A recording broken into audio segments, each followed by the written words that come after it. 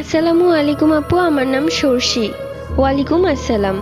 ঘটনাটি ঘটেছিল আমার দূর সম্পর্কের এক খালামণির সাথে। তিনি প্রায় বাড়িতে একা থাকতেন, কেননা তার হাজবেন্ড কাজের জন্য প্রায় 2-3 দিন পর পর বাড়ি ফিরতেন।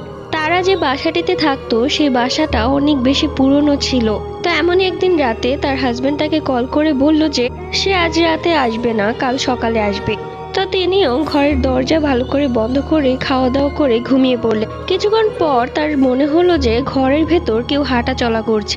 তিনি লাইট অন করতেই দেখলেন একটা বাচ্চার মতো ছায়া মাটিতে বসে বসে কেমন করে যেন হাঁটছে।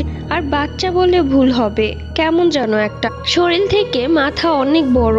লাইট জ্বালানো মাত্রই সেটা একটা কালো ছায়া হয়ে বারান্দা দিয়ে বেরিয়ে গেল।